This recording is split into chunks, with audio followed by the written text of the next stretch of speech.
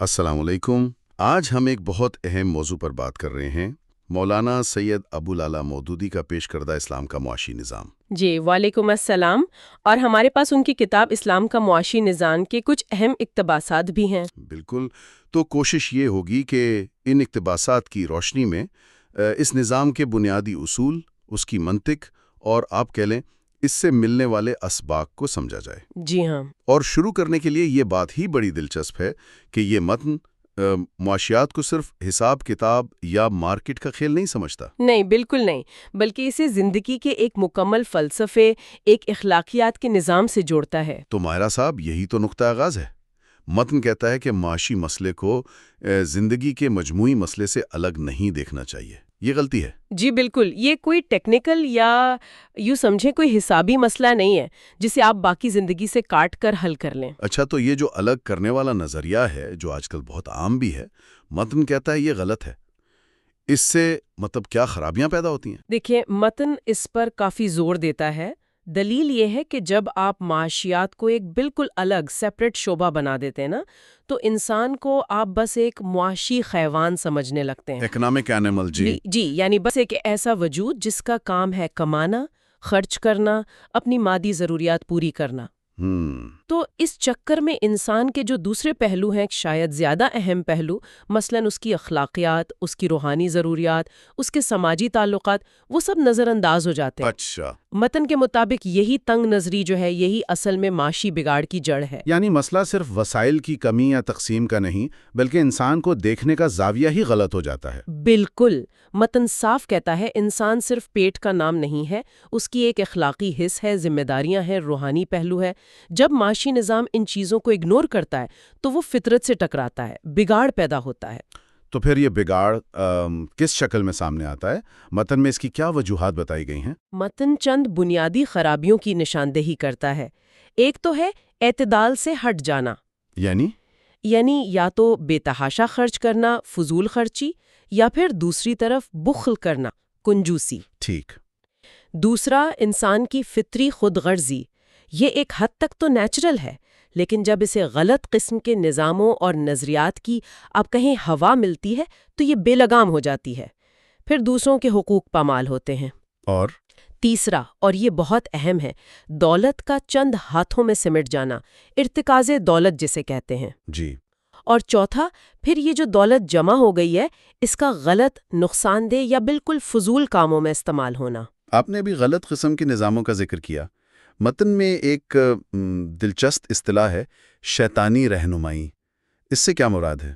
دیکھیں، یہ اصطلاح اس سوچ اور عمل کی طرف اشارہ کرتی ہے جو انسان کو صرف مادی فائدے، صرف نفسیانی خواہشات کے پیچھے بھگاتی ہے۔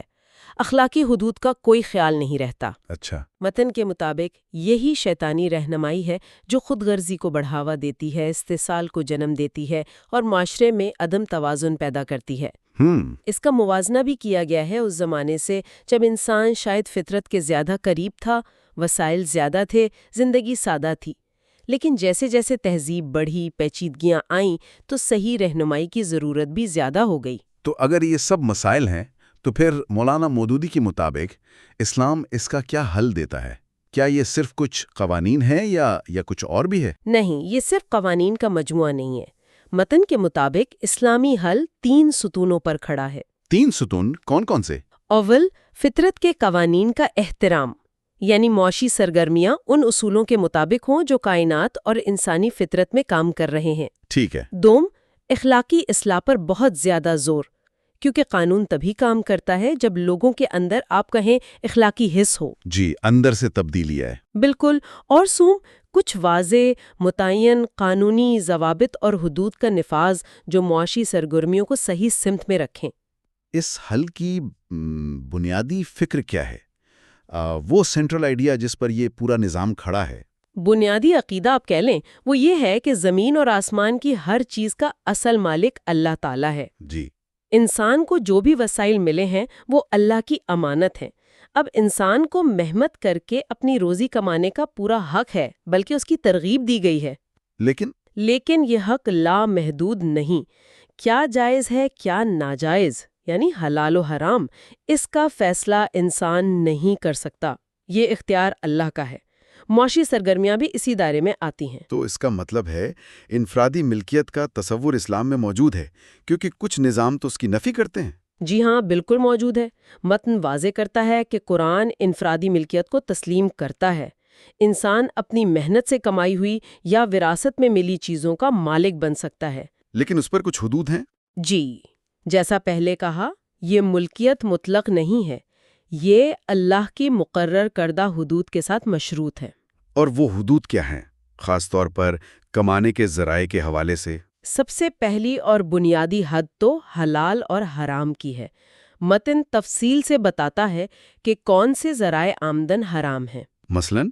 مثلاً رشوت، چوری، غصب، جوا، سٹہ بازی، سود جسے قرآن میں ربا کہا گیا ہے، دھوکہ دہی، ملاوٹ، ناپ تول میں کمی، ذخیرہ اندوزی۔ ذخیرہ اندوزی یعنی ہولڈنگ؟ جی، خاص طور پہ ضرورت کی چیزوں کی ذخیرہ اندوزی تاکہ قیمتیں بڑھا کر ناجائز منافع کمایا جا سکے، اور ہر وہ کاروبار جس میں دوسروں کا استحصال ہو یا جو معاشرے کے لیے اخلاقی یا مادی طور پر نقصان دہ ہو، جیسے فحاشی کا کاروبار یا نشہ آور چیزوں کی تجارت۔ ان سب سے کمائی ناجائز ہے۔ یہ تو ہوئی کمانے کی بات، کیا خرچ کرنے پر بھی کوئی پابندیاں ہیں؟ یقیناً، متن کے مطابق جیسے کمانے کے اصول ہیں ویسے ہی خرچ کرنے کے بھی ہیں۔ ناجائز کاموں پر پیسہ خرچ کرنا منع ہے، جوا، شراب، منشیات وغیرہ۔ ٹھیک۔ اسی طرح فضول خرچی، نمود و نمائش، تکبر، عیاشی پر مبنی اخراجات، ان کی بھی حوصلہ شکنی کی گئی ہے۔ ہر وہ خرچ منع ہے جو اخلاقی بگاڑ پیدا کرے یا معاشرے کو نقصان پہنچائے۔ تو پھر جائز خرچ کیا ہے؟ اور اگر کسی کے پاس ضرورت سے زیادہ دولت ہو تو اس کا کیا کرے؟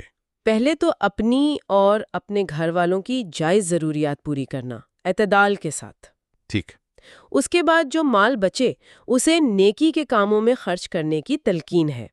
رشتہ داروں کی مدد، غریبوں مسکینوں کی ضرورت پوری کرنا اور دوسرے عوامی فلاح کے کام۔ یعنی پیسہ گردش میں رہنا چاہیے۔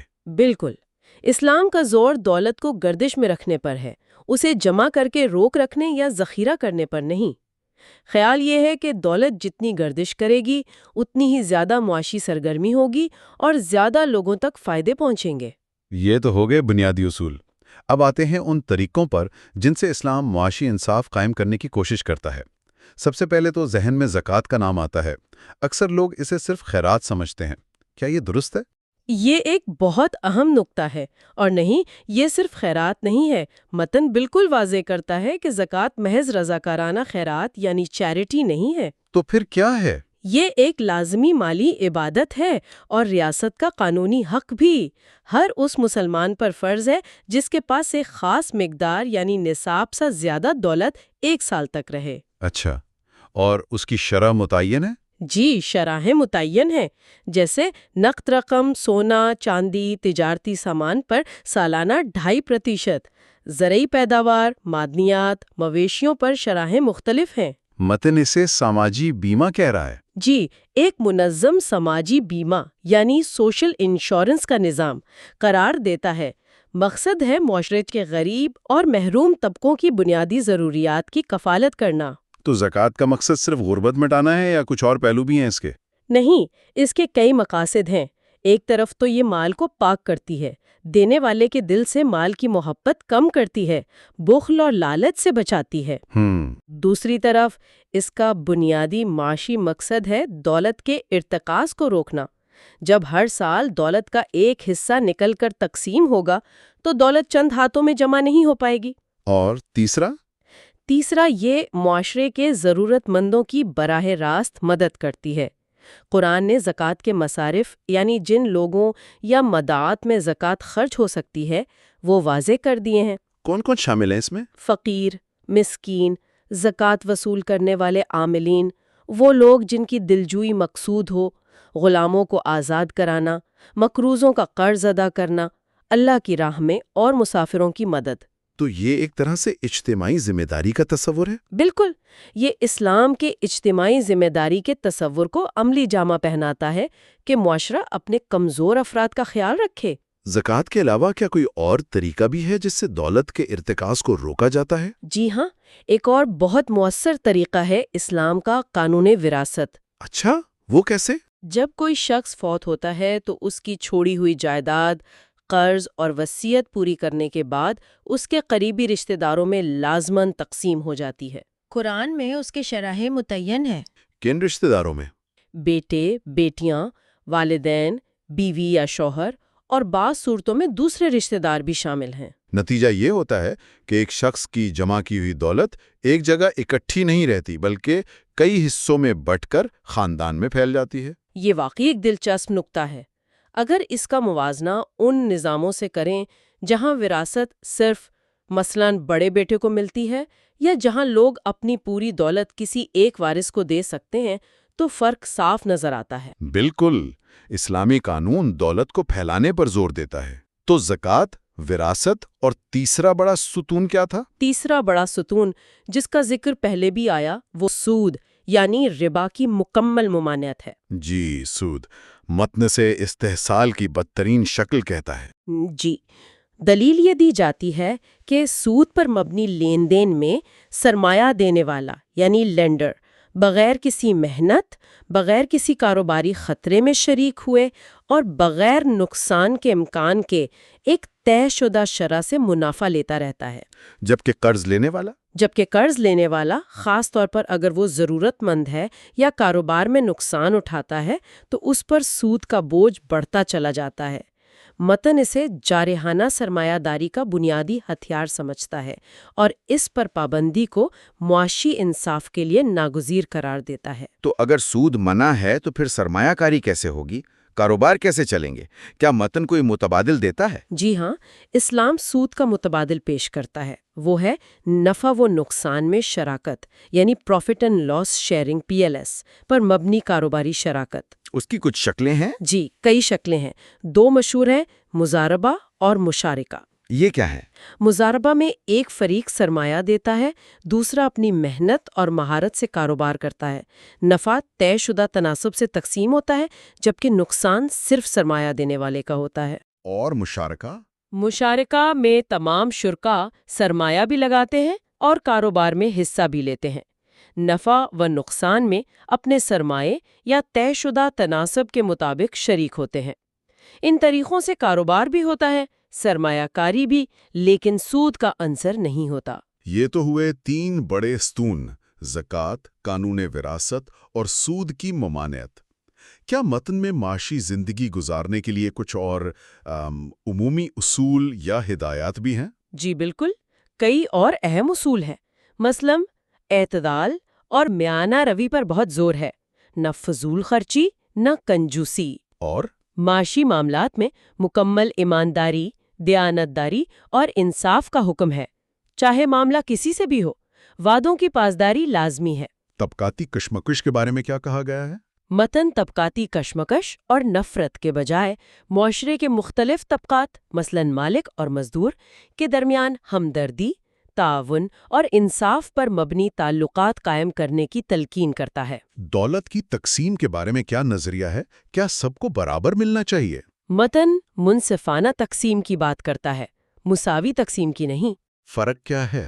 دلیل یہ ہے کہ اللہ نے انسانوں کو صلاحیتوں، قابلیتوں اور وسائل کے مواقع میں فرق رکھا ہے، تو ان کی آمدنی اور دولت میں فرق ہونا ایک فطری بات ہے۔ البتہ نظام ایسا ہو کہ یہ فرق بہت زیادہ نہ بڑھے اور کسی کا استحصال نہ ہو۔ بنیادی ضروریات سب کی پوری ہونی چاہیے؟ جی، بنیادی ضروریات سب کی پوری ہوں۔ اس کے علاوہ سماجی حقوق پر بہت زور ہے۔ والدین، رشتہ دار، پڑوسی، یتیم، مسکین، معاشرے کے کمزور افراد، ان سب کے حقوق ادا کرنے کی سخت تاکید ہے۔ اگر ہم ان تمام رسومات کو مجموعی طور پر دیکھیں تو کیا تصویر ابھرتی ہے؟ اگر ہم اسے بڑے تناظر میں دیکھیں تو متن کا بنیادی پیغام یہ ہے کہ اسلام میں معاشی نظام کوئی الگ تھلگ چیز نہیں ہے۔ یہ دین کے وسیع تر نظام کا ایک حصہ ہے۔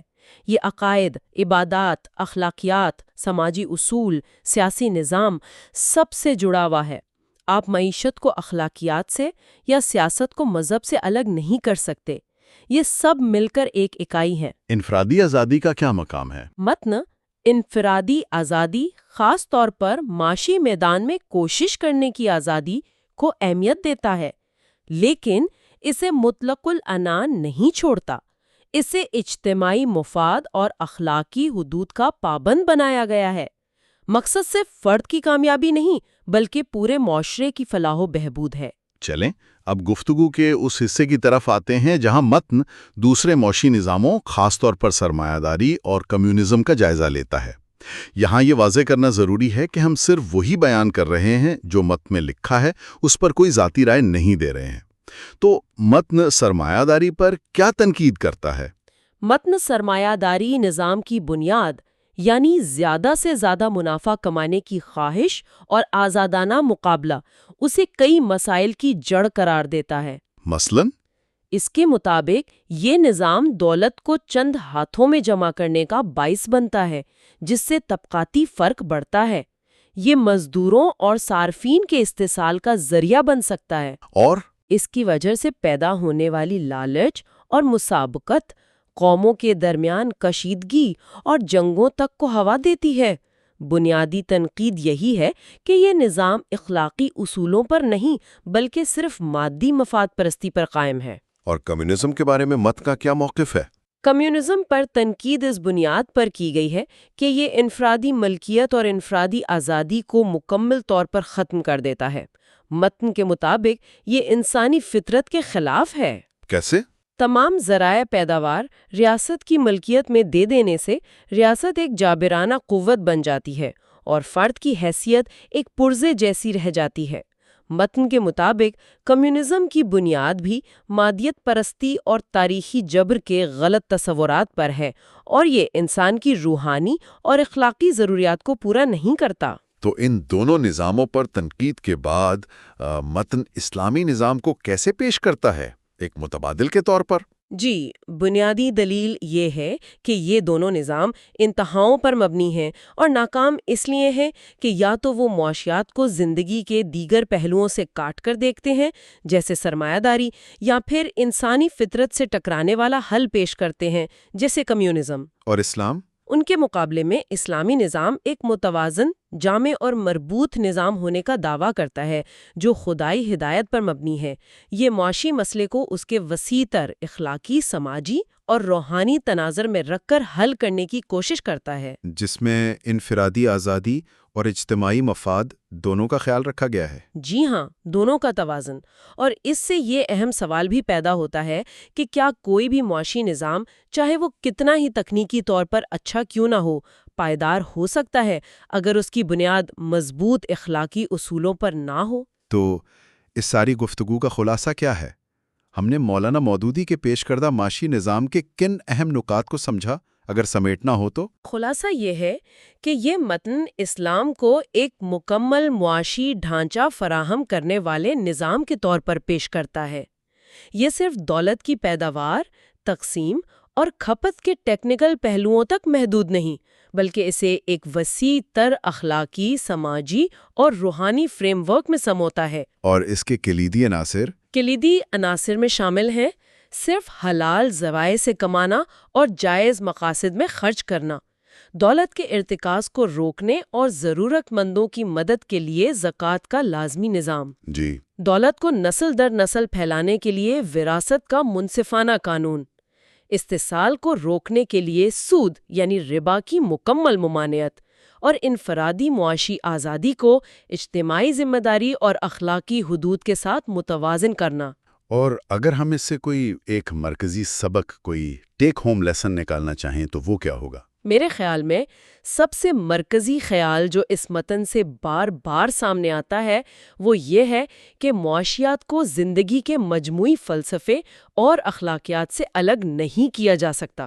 اچھا، اصل مقصد صرف مادی دولت میں اضافہ کرنا نہیں، بلکہ یہ یقینی بنانا ہے کہ دولت منصفانہ طریقے سے کمائی جائے، منصفانہ طور پر گردش کرے، معاشرے کے تمام افراد کی بنیادی ضروریات پوری ہوں اور تمام معاشی سرگرمیاں اخلاقی جانچ پڑتال کے تابع ہوں۔ تو سبق کیا ہے؟ یہاں جو سب سے اہم سبق ملتا ہے وہ شاید یہی ہے کہ معاشی ترقی اور اخلاقی اقدار کو ایک دوسرے کا مخالف نہ سمجھا جائے، بلکہ انہیں ایک دوسرے کے لیے لازم و ملزوم سمجھا جائے۔ یہ توازن کیسے قائم ہو؟ یہی سوال ہے، انفرادی حقوق اور اجتماعی بھلائی کے درمیان توازن کیسے قائم کیا جائے اور معاشی فیصلوں میں اخلاقی پہلو کو کیسے مرکزی حیثیت دی جائے، یہ وہ سوالات ہیں جن پر یہ متن غور کرنے کی دعوت دیتا ہے۔ اور آخر میں سننے والوں کے لیے غور طلب نکتہ چھوڑ جاتے ہیں۔